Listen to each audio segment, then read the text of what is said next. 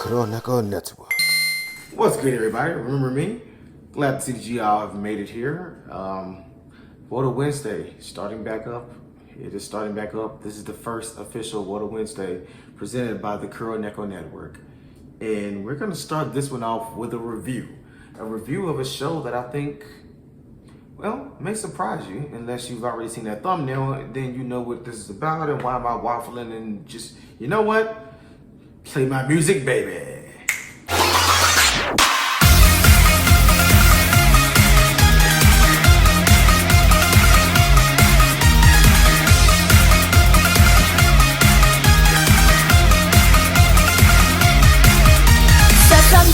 見渡せまず自分の周りをほら何かにつけどんどん溜め込む我欲の末路クローゼットの服積まれた雑誌いつか使うかも捨てられないわけ並べりゃまた何かが増えてくまた人間関係殺したいとにもかくにも複雑彼氏先輩友達他人と SNS 求めれば求める分だけ溜め込んでくストレス甘くても出ないバッグの中に何が入ってる全てどこかそうするAdmittedly, Phantomirage was not the first show that came to mind when I thought about a show that I wanted to do a review for.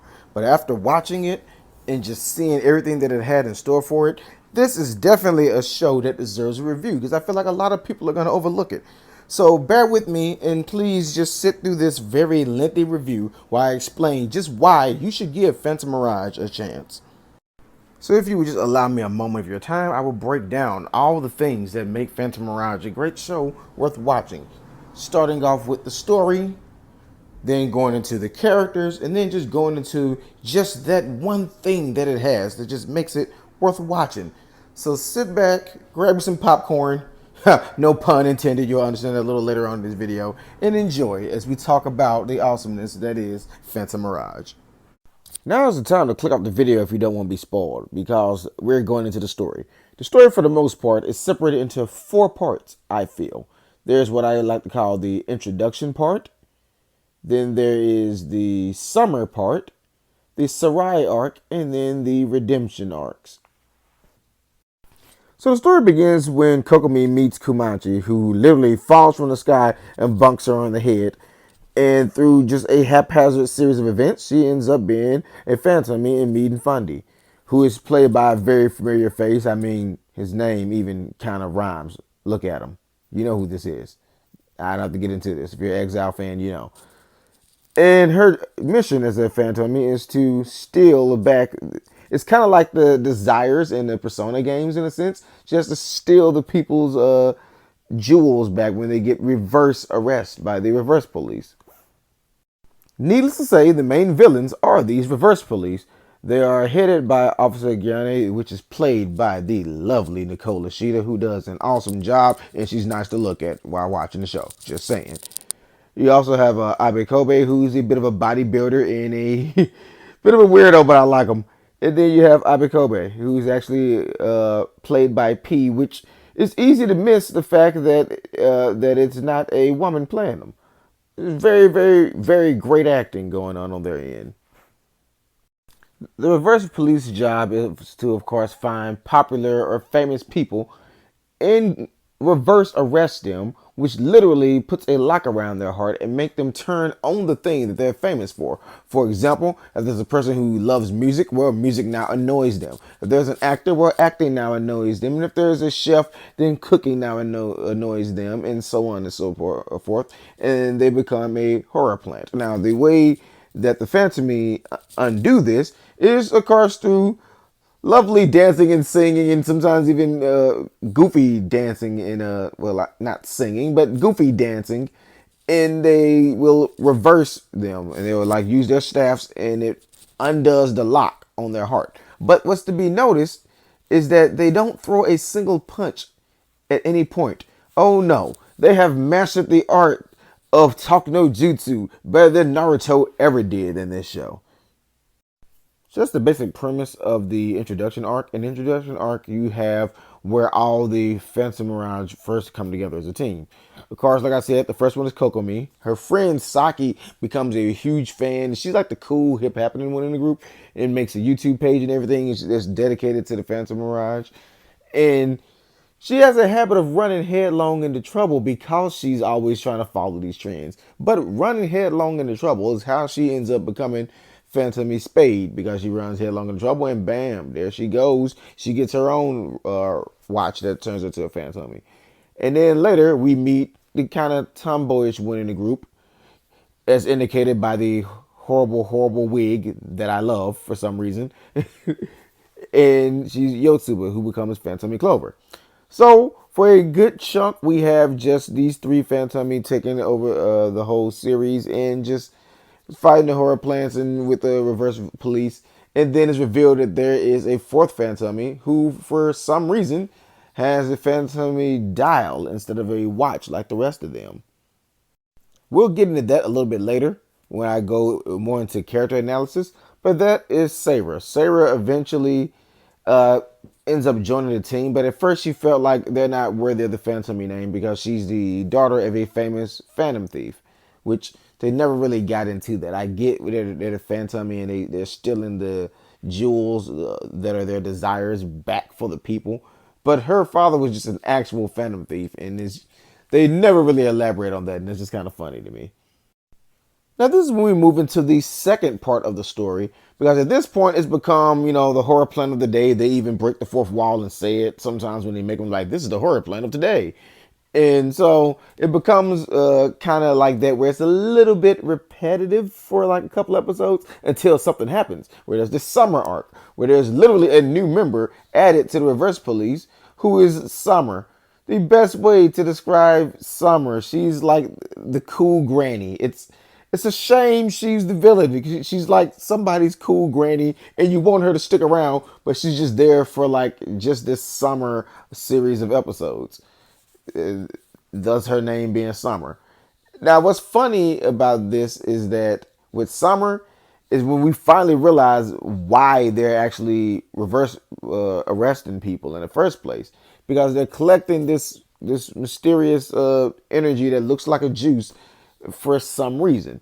So it's because of the summer arc, which leads into the next arc, which is the Sarai arc, because we find out they actually need this energy to help with their boss' main plan. Their boss being a talking skull that goes by the name of Sakasama. It's an upside down skull.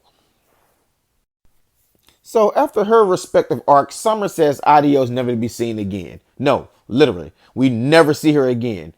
Like, considering what happens at the end, which I'm going to spoil in a few minutes, it's kind of interesting. We never see her again. Like, what happened to Summer? She just vanished in thin air. So Summer, having completed her mission, which is just absorb enough energy for Sakasama to release his ultimate plan. His ultimate plan apparently was to bring this doll to life.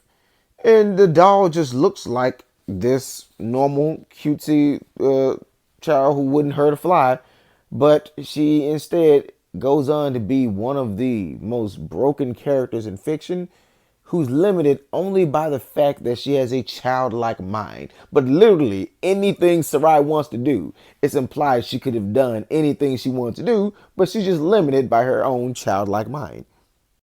Again, they don't throw a single punch in this show, but Sarai is not afraid to stomp the yard and send out a shockwave and send them flying. So she's not throwing punches, but Sarai kicks their butt on many instances throughout the show. That if they were going to fight, they weren't going to beat her. There's a reason why they stick to the Taku no Jutsu. So the rest of the series then becomes just Sarai toying with them and tormenting them, because she just thinks it's fun to be horrible and she doesn't realize she's doing a bad thing, basically, until Kokomi talks to her and decides she wants to befriend her. There's one thing though, Sarai has no idea she's a doll. She thinks she's an actual fifth grader, and she says it in her intro that she says all the time. And so they want to prevent her from finding that out, the villains do, because they don't know how she'll react. Whereas the Phantom, they want to actually, tell her, hey, look, you're a doll. But not just to spite her, they just want her to know that what she's doing is wrong, and they're trying to figure out why she's doing this. But like I said, Kokomi being Kokomi, she decides she wants to befriend her, and it ends up happening. She starts becoming friends with her through talking to her and everything. And Sakasama is fed up with that, and he just snaps off and tells her, "Oh no, you're a doll. You're created to obey me." And in true Mewtwo Strikes Back Pokemon style, she snaps off, of course, and turns on the person that made her.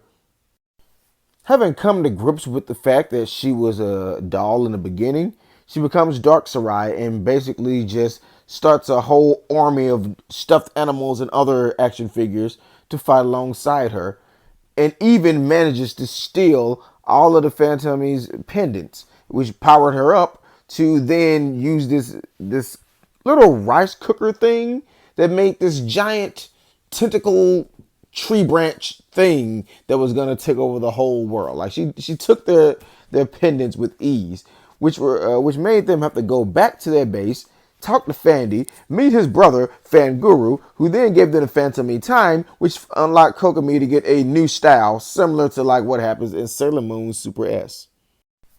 Now, she had to use this new style because remember those horror plants I mentioned earlier where they lock people's hearts? Well, now they're hard as stone, and their normal dance routine that breaks it does not, because now they have to like break the stones around the heart and then suck them up with a literal vacuum with Kumachi, and then they can shoot the key into their heart to unlock it and turn them back to normal.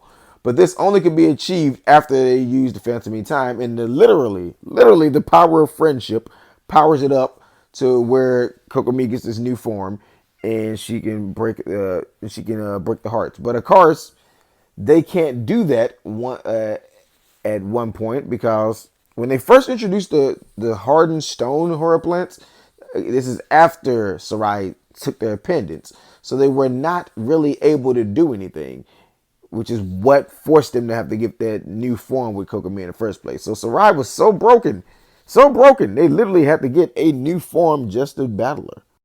Anyway, in retaliation from snapping out and finding out she was not this human that she wished she was, she becomes Dark Sarai, who's basically just Sarai with a black Christmas hat on, which actually makes her more adorable instead of more menacing. Like, this is the most adorable, powerful villain ever.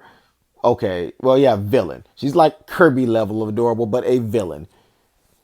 And she does the most evil thing she could do for her last villainous act. She literally erases Christmas from existence. It disappears off the calendar and everything. It's Christmas in the trash, as she calls it. But through the end of this arc, by Kokomi being Kokomi and using the patented Talk no Jutsu, which they learned from Naruto apparently, they managed to sway her heart and turn her into a human through a Christmas miracle. And so at this point, she becomes a human and becomes friends with the Phantomy for the rest of the series, which leads to the most interesting part of the series to me. Now, Sarai already had one of the best redemption arcs for a children's TV show ever, but they don't stop there. Oh no, the final arc of the show is the entire redemption arc of everybody. You start off with Magyarko, who becomes an actor, and then you have Gian, I believe she was second. She wanted to become a model, and then Abe Kobe, she wanted to become like a fashion designer. And so basically, they basically redeem all of them. They all go on a redemption arc, and they all realize their dreams. And then you even find out that the main villain, Sakasama, actually didn't want to be the villain that he is. People picked on him and teased him all the time for reading and just being a nerd. And so they even redeem the final villain itself. And so everybody basically becomes good guys at the end, which is great because Sakasama is still kind of regarded as like a father to Sarai. Now, I skimmed all over the story. There's a lot more detail, but there's a reason why I did it this way, because like I said, I have to get into character. And so much of the story is character driven. So much of it is character driven, and that's part of what makes it just so brilliant. Let's get into the character analysis here. We're going to start things off with Kokomi and just go down the line and describe all these characters and what makes them so awesome. All right, you have Kokomi, who is played by Minami Hishida, member of Girls², and all the Phantomy they represent a certain season, and the season that represents Kokomi is spring, which makes sense because when you think spring, you think blossoming flowers, you think of her personality, just happy-go-lucky. She encapsulates just what spring is.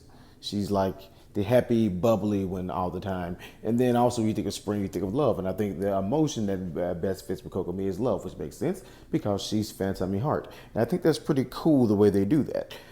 Like you'll see as I go on with the rest of them, she is the one that represents heart, and she's clearly the member of the team with the biggest heart. So I see why they decided to make this show focus on her and focus on just how she does things. Because again, they don't throw a single punch. They do the talk no jutsu because she does not want to hurt even her enemies. She just wants everyone to get along and be at peace with each other. And that's just the type of person that Kokomi is. Next up, we have Saki. Saki is played by Kira Yamaguchi, who is also a member of Girls², and she's Kokomi's best friend in the series. Now, what's really interesting about her is that she's Phantom Spade, which is represented by the season of winter. Winter being the cool season. And there is no character on the show cooler than Saki. I don't mean the best character on the show. I just mean like cool, level-headed. She's like the most just cool, level-headed character. There's literally a scene where she gets turned to popcorn. And she just comes to grips with it and be like, okay, whatever. And she's just cool about being popcorn. And just asking people what kind of popcorn is she. And then when they turn her halfway back to human, she's just sitting there picking popcorn off her head and pouring it in a bowl for people to eat popcorn. She's way too cool and level-headed about everything. So it's fitting that the one that represents winter is the cool, calm, level-headed one. Next in line, we have Phantomi Clover, Yotsuba, who is played by Harada Dingo, Toa Harada from Girls². Now, she's the one that is represented by the season of summer, which makes a lot of sense because when you think summer, you think of warm, inviting, friendly, and she's like the warm, inviting, friendly type of character. Also, she's like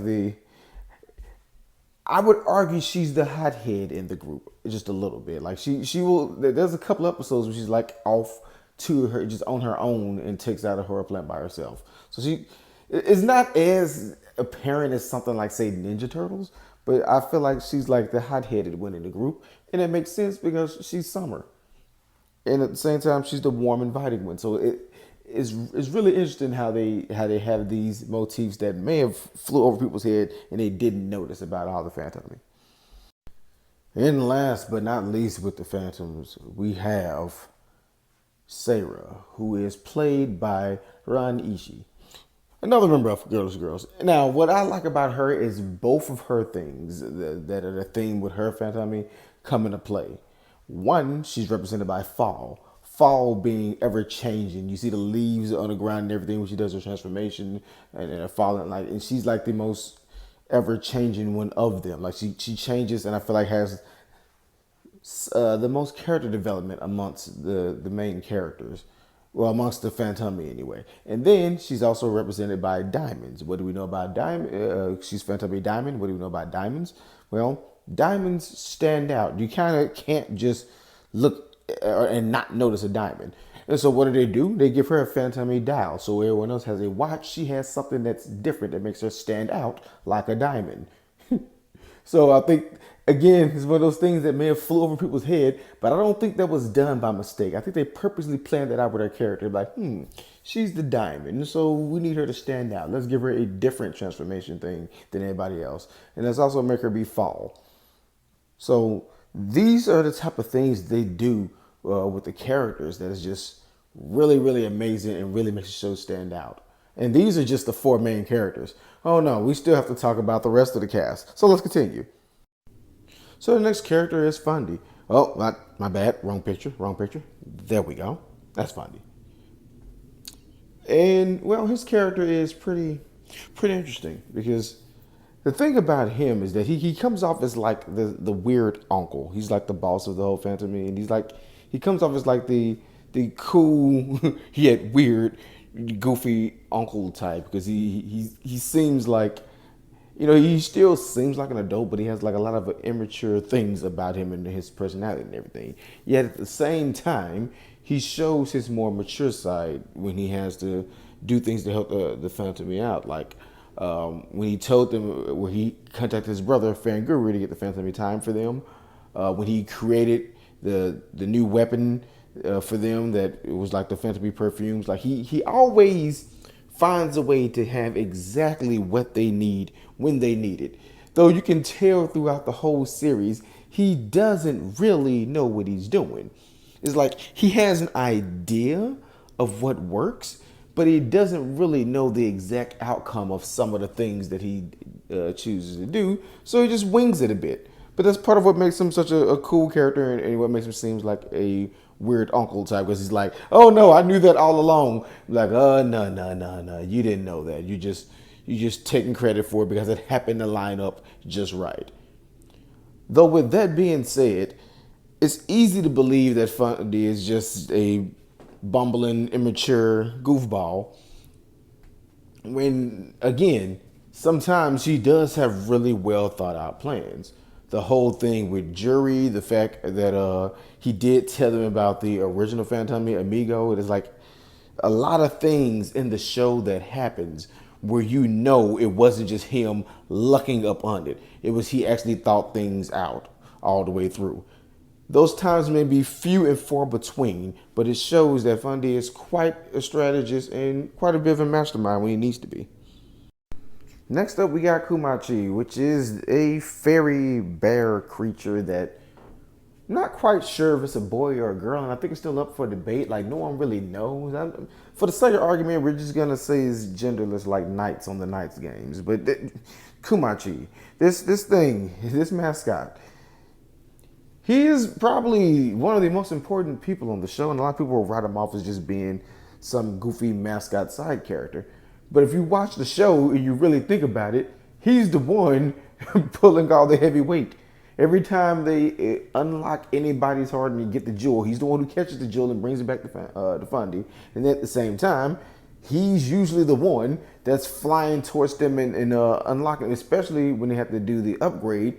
And Minami had to do the fan thing for the whole time. My bad. Kokomi had to do that for the whole time. He's the one who flies in with the vacuum cleaner and yanks all the rocks off so they can do it. So he plays a big role, and people just don't really pay attention because outside of that, he's mostly just a mascot character, which further reinforces what I said even more. Not only do they do the talk no jutsu and not throw a punch, they're not even really the ones taking out the villains.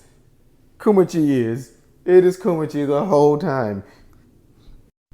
Speaking of villains, that brings us to one of my favorite characters on the show. It's Chief Gyane. She is the chief, the main person, well, the second in command over the reverse police. Of course, Sakasama is over her. But the thing with her is that her character, in my opinion, is, if it wasn't for Sarai, and I would argue that she is an even better, well-written character than Sarai, because everything about her character is subtle and it's there from the beginning of the show if you pay attention. Like when you first see her, she already kind of has like this whole demeanor about her where it seems like she doesn't really like what she's doing. She doesn't really smile a lot, which is revealed way later at the end when she goes to become a model, that she just thought she didn't have a pretty smile. So she just keeps kind of like a plain face most of the time. You could tell she was sad and probably a little depressed, going through a midlife crisis throughout the whole series. On the second episode, when she comes back in on the second episode of the series, when everyone is singing the little yaku yaku song, they like do the reverse song, she comes in, and maybe I'm reading too much into it, but no, it just seemed like when she came in and started singing her part, it seemed a lot more sad, a lot more bluesy, like she was just sad, and that kind of stuck with her character. Like it's subtle hints all throughout the series. Like even when you see her looking at like different model magazines and stuff, you see her talking to her mom. You see her even looking for another job at one point. And even when Sarai became one of the normal people, she became a human. She wasn't a doll anymore. She's sitting there crying and happy for her. She's like, oh, she has a little bag. She was happy to see Sarai. She kind of reminds me a bit of Jessie from Team Rocket. She really just reminds me of Jessie from Team Rocket, a person that's down on her luck and is stuck in the situation that she's in. Difference being, she got out of her situation and followed her dreams, where Jessie is, well, still running around in Team Rocket, which is kind of sad by comparison. But yes, Yeon is one of the best written characters on the show. If you've already watched the show, go back and watch it again, and you'll see that from like the second episode forward, you can see her slowly questioning things that she's doing, and you can tell that her heart isn't really in it. And sometimes she just does forget she's the villain and tries to have a little fun with the Phantomi on some of the episodes. So yeah, I think she's a very well written character, and the little subtle hints about her character can easily be missed. Another well-written character is Magyaku. Now, there's not a whole lot to say about his character, because for the most part, he is the comic relief type character, but he's not just that. It doesn't just stop there. If you pay attention, he shows throughout the series, but it starts kind of more towards the middle. I felt like they just changed him in the middle, towards the middle of the series. After Summer shows up, it's like you start seeing that he's not really a bad person and has a good heart. There's even an episode where they went to the monk guy, and he's just trying to meditate and everything, just trying to find some inner peace, and then he just snaps out of it and hits the monk guy and makes him into a horror plant. But the moment that really stands out with him, for me, the moment that stands out is after they turned Saki to popcorn because they figured out who she was. And Abe Kobe had like a sinus problem or something, so her eyes were running and her nose, she was like blowing her nose, and he sits down next to her and tries to comfort her, and he's like, yeah, I know, I didn't really want to turn her to popcorn either. And so he's admitted that he regrets it. He really just running around having fun. He's not really actually trying to hurt anybody. He didn't want to turn her to popcorn, but it just happened. So it shows that yes, he too was a person who has a good heart. You could see that with all the villains. They weren't just pure evil from the start. Well, almost all of them. Next up is the brains of the operation, Abegobe. Now here's the thing. She's probably not as well written a character as Magyaku and Yane, but there's a lot of things that can be missed with her character too. Most of them are visual. Like for one, she's detective Abegobe. If you pay attention, her whole outfit looks more kind of like a detective type of thing, like the hat, the trench coat made of like newspapers, kind of Sherlock Holmes like. She has this whole detective thing going on with her. She even has the little flashing light that she puts on top of her hat, and when she gets a bright idea, it lights up. So it's like a lot of cool visual cues about her character. And at the end, when she ends up being a fashion designer, there's like wasn't really many hints until that episode that she was interested in fashion. I mean, there was hints that she was that she liked makeup, because I believe it was like episode 25. She didn't want anyone to see her without her makeup, so it was a hint of that she was into like fashion and makeup, but it wasn't as subtle or heavy or just constantly hinted at like the other two. And then on top of that, what's interesting and worth noting, which I think is a strong thing about her character, is when everyone else got the reverse jewel taken from them, they turned to a different form.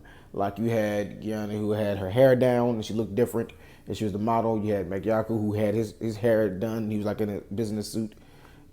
And then, but with Abekobe, when she got her jewel taken, she looks the exact same, which means compared to the other two, she really had nothing to hide. She wasn't hiding as much as they were, because she's still the same person even after the jewel. She still looks the same. She still acts mostly the same, and she still kind of has like that kind of motherly or auntie like vibe about her, especially with Sarai. So I think that's things that people probably miss about her, is that she's probably the most true to herself amongst all of them. Like when they were running off, finding their dreams and everything, she was kind of just sticking out. She's the most just true to herself, which is why I think she didn't change. And that was just the show's way of going, there's nothing to change. She is who she is. And I thought that was actually pretty cool. Now we come to Sakasama. And I mentioned that most of the villains on the show, they didn't just seem pure evil. But from the start, Sakasama just always seemed just evil, cold-hearted, just bitter.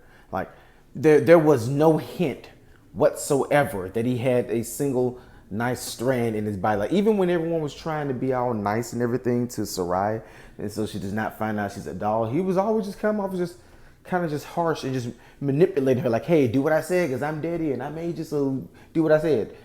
And he just nothing. There was really nothing about him that even hinted towards him being a good person. I feel like they just have to force that in there since they made Sarai human, and they're like, well, we want to give her a human dad, so let's make her papa human, and let's give him a tacked on backstory saying he was bullied. Like it seemed kind of forced to me compared to all the other villains. Sakasama, it seemed kind of forced. It just really did. Now, I will say that I like the way his character was designed. It's just an upside down skull, so it looks like spiky hair at the top and a bow tie at the bottom. Is just that was pretty cool. And then his human form it looked kind of weird to me. I still have to get used to that, but he does have one of the best intro songs I've ever heard. It's like I put it up there on par with like the Sephiroth Final Fantasy VII theme, where it's just saying his name, but it's said in a very menacing way, and I love his theme song, so I give him that. But as far as character development goes, minus that one episode, he has none. But that's okay, because now we're going to talk about the character who arguably has the best character development on the whole show. Sarai is the best developed character on the show, only because she has an unfair advantage. Spoiler alert, Sarai goes on to be one of the main characters and one of the heroes in Love Patrina. So her backstory is tied to Phantomirage. So you kind of, if you want to know her whole story, you have to watch Phantomirage, where you see that she's a doll first, and then she becomes a human. And what's really unique about her character, what makes her the best written character, is that she was owned by a fifth grader and thrown away. So naturally, when he turned her to a doll, she thought she was turned her to a human, she thought she was a fifth grader. And she was so innocent, yet so evil. But it makes sense. It made so much sense because she was the type of character where it shows how when a kid is just left to do what they please with no discipline whatsoever, you just let them run wild. And if they had powers, they'd probably be pretty horrible.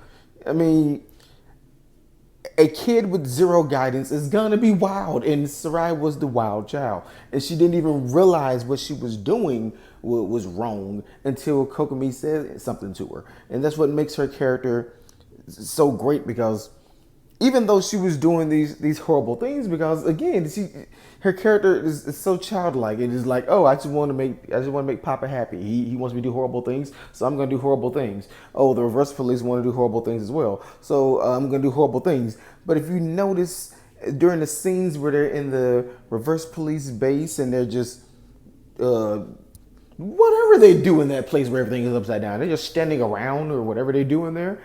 She had them like dressing up and pretending to be Phantomirage and playing games with her, because in her mind she was having a normal childhood, and she didn't know that what she was doing was wrong. She just really didn't know. It could be argued that she wasn't evil, she was just confused. Like, I was kind of hoping when I first seen the character that she would end up being one of the good guys, because she just did not seem like a bad person. She just seemed like a really misguided doll. And that also plays into her character, because what else is a doll?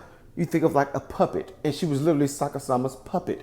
Like, even that played into it. I feel like they did that on purpose. Like, hey, this doll, this puppet will carry out his will, what he wants to do. So she was literally his puppet. And I'm like, yeah, it's like so many nice little subtle hints that they put in with her character.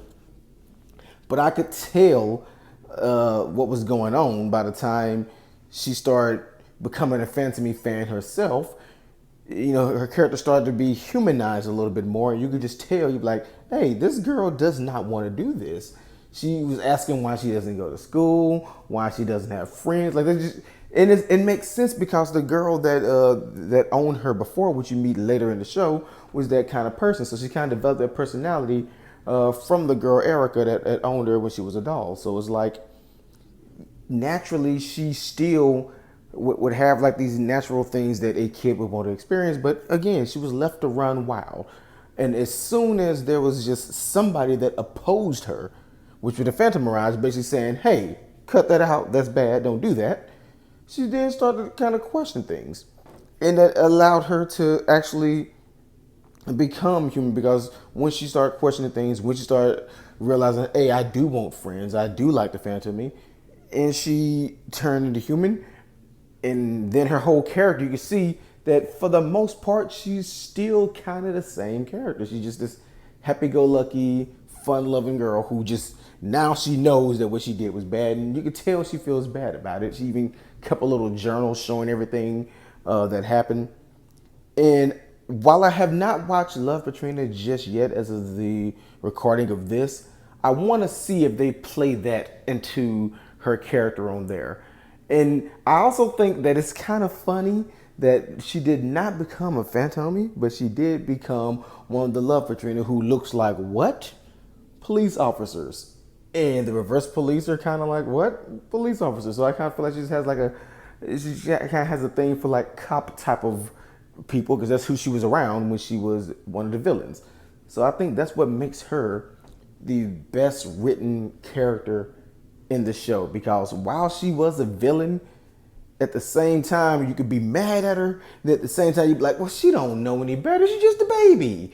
And that and it just works. It just worked so well. And this is how you write a character in a kid's show. So there are a ton of characters, and there's no way I could possibly go through all of them, or I would be here all day. But that's just a look at how some of the character progression plays a big role into the story. And just the overall charm. And the third thing, that is the third thing that I was saying that Phantom has that makes you want to watch it. There's just a certain charm about the show. Like, yeah, at first, I was watching it seemed kind of just cheesy and silly. I was just watching, I was a fan of the groups. And I'm like, you know what? It just has a certain undescribable charm to it that you want to just keep watching it and just keep watching. It's just a very, very wholesome show, and you're rooting for the heroes. Sometimes you find yourself rooting for the villains. Sometimes you find yourself going, man, I hope they change her and swear her to make her a good guy. Like, it's just, you cannot compare it to anything else. There's just a certain level of charm that is all its own that makes it worth watching it just for that alone. So between the character development, the story, pretty good soundtrack, and just the goofy characters and just the humor is spot on. It just, all of that just combines to make just that perfect level of charm to just make it a show worth watching, even if you're not normally into shows like this. So if I have to give it a score, I would just say I'd go so far as to say it's a solid 9 out of 10. A solid 9. And the only reason why I can't give it that perfect score is because there are a couple of flaws here and there. Like I said with Sakasama, they didn't really elaborate as much. Summer going missing and they don't explain. Sarah's father being a phantom thief and they don't explain that. So there's a little bit of kinks here and there, but 9 out of 10 is what I would rate this. Definitely go check it out. And I hope you all enjoyed this rather lengthy review of Phantomirage. And if you like it, let me know down in the comment section. If you want me to review the other shows in the Girls Heroine thing, let me know. I will read the comments. And I will catch you guys next time, next WOTA Wednesday. So until next time, this is Kuroneko Near for the Kuroneko Network, reminding you all to be you, be true, be human.